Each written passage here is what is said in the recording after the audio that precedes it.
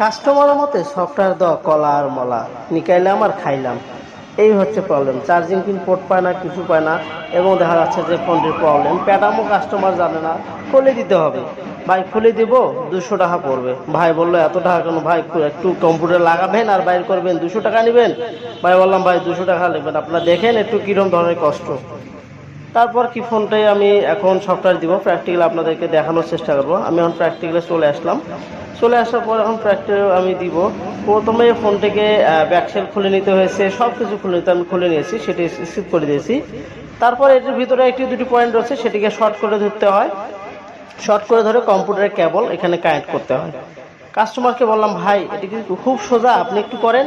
বললো ভাই আসলে আমি এভাবে বুঝতে পারিনি। তারপর আমি কাস্টমারকে জাস্ট একটু বুঝিয়ে বললাম, বুঝিয়ে বলার পর সফটওয়্যার দিয়ে দিলাম, শর্ট করে সফটওয়্যারটা দিয়ে দিলাম। কাস্টমার বলতেছে ভাই আসলে অনেক মোবাইলে তো দেখা যাচ্ছে যে কেবল লাগাচ্ছে আর বের করছে। ভাইকে বললাম ভাই আসলে সব মোবাইল তো এক না, সব মোবাইল তো একভাবে আর সফটওয়্যারও হয় না। আপনি যেভাবে বললেন এখানে আমি কলা ছিলাইলাম আর একটু খেয়ে নিলাম, শেষ। আসলে সব মোবাইল এরকম না ভাই, অনেক মোবাইল আছে আমাদের তো অনেক পেরেশানি হয়ে যায়, সফটওয়্যার দিতে অনেক প্রবলেম হয়ে যায়। দেখা যাচ্ছে আপনি সফটওয়্যার দিতে মোবাইলটি ডেট হয়ে গেল, আপনি তো আমাকে বলবেন ভাই আমি তো ভালো ফোন দিলাম, আমাকে ভালো ফোন দেন। এরকম অনেক প্রবলেমে ভাই আমরা পড়ি। তাই কাস্টমার সব কাস্টমার এক না, আর সবাই যে সফটওয়্যার বা সফটওয়্যারের কাজ সবাই পারে সেটাও এক না।